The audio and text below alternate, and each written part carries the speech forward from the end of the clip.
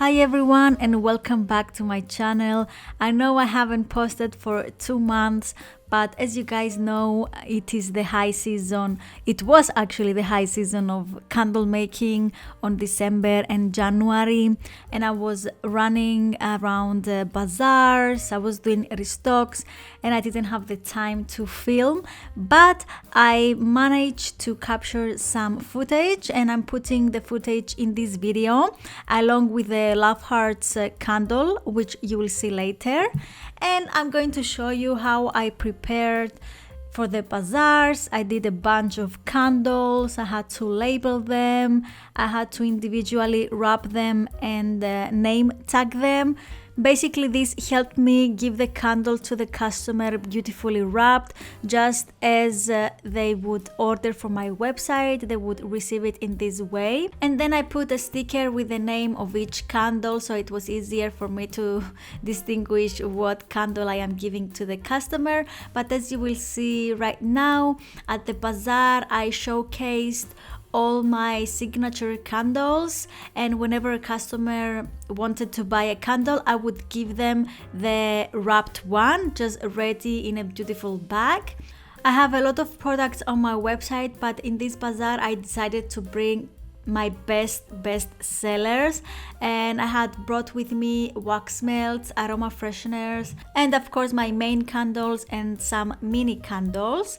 Now, as for the POS system I was using, I found about SumUp. This is not a sponsored video.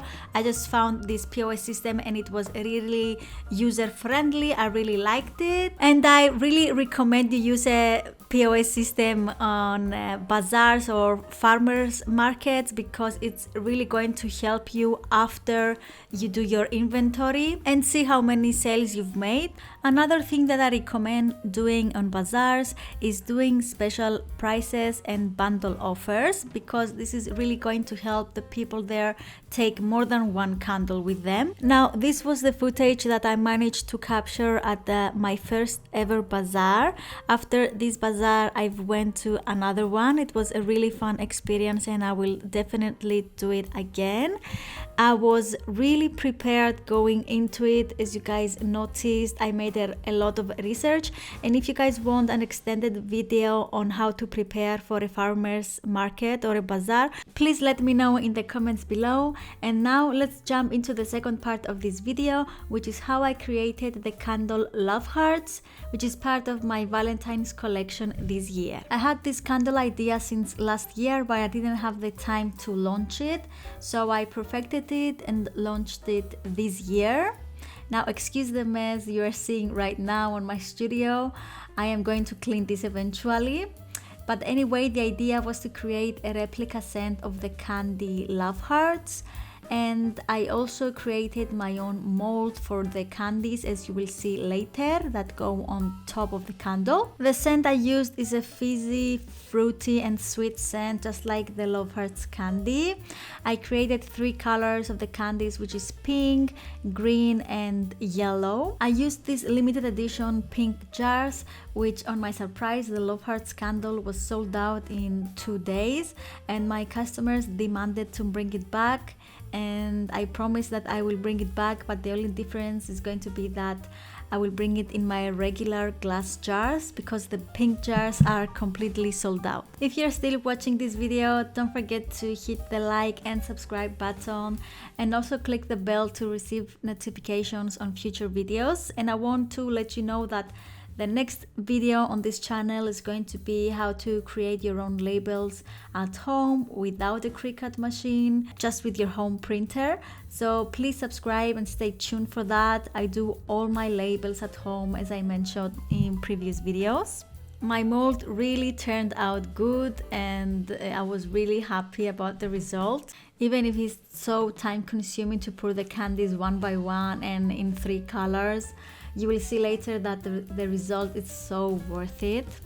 Part of my Valentine's collection, I also created 2 more candles and a set of wax melts. One of the candles was called Fresh Cut Roses. The other one was called Love Message, which when you light it, it reveals a message. And I also created a set of wax melts which change color when you melt them. If you're interested in seeing a video about this, just let me know. And coming back to the Love Hearts candle, I wicked all my jars and had them ready to pour the wax. Simultaneously, I poured the rest of the candies into these molds. What I really recommend when pouring small melts like these ones is using a small pitcher, so you can have more control and not spill and waste your wax and fragrance. Finally, it was time to pour the wax into the jars after finishing all these wax melt candies.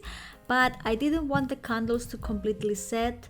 I just wanted them to be fairly warm on the top so I could add the candies and have them stick to the tops.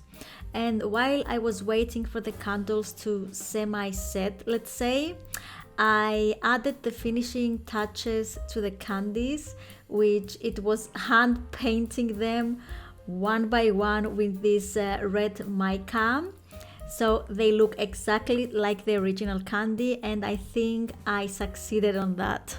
So what I did is take a little bit of that red mica and lightly touch the bumps, let's say, on the candies.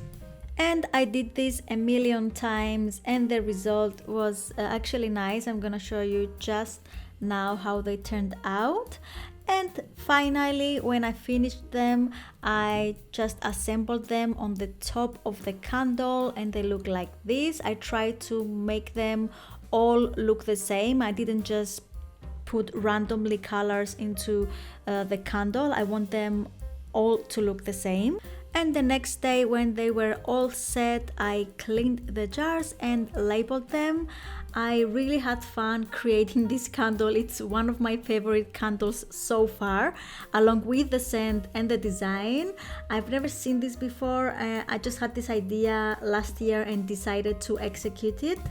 I hope you enjoyed watching this video. You guys, don't forget to like and subscribe. Let me know of any questions you might have about this video, about the bazaar, about everything.